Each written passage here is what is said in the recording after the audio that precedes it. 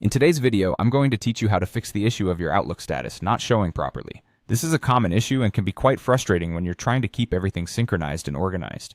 Don't worry though, I'm here to walk you through it step by step.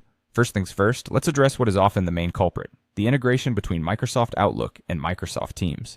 Outlook derives its status updates from Microsoft Teams, so ensuring a proper connection between the two is crucial. Begin by opening Microsoft Teams and signing in with the same account you use for Outlook. This consistency in logging in is key to keeping things synced. Once you're into Teams, head over to the Settings menu and then click on General. Here, you want to make sure that the option to register Teams as the chat app for Office is enabled.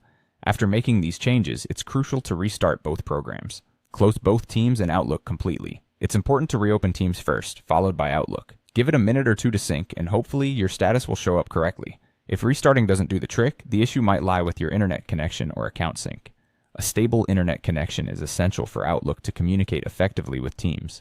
If your internet is stable and the issue persists, you might want to try signing out and then back into Outlook.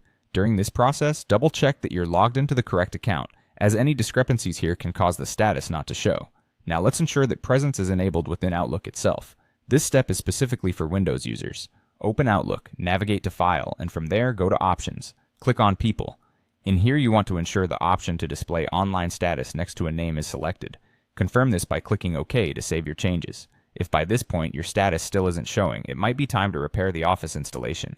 This process can resolve underlying issues that a quick restart might not tackle. Go to your Control Panel and open Programs. Find Microsoft Office in the list of installed programs and select it. Click on Change and then choose Quick Repair. This process shouldn't take too long, and it's often enough to solve any persistent issues. However, if the problem remains, don't hesitate to run an online repair next. This more thorough repair can take a bit longer but is even more comprehensive. By following these steps, you should be well on your way to resolving the issue. Remember, technology can be a bit finicky at times, but with a bit of patience, these steps should get your Outlook status back on track. Thanks for watching, and I hope this helps clarify any confusion you might have had.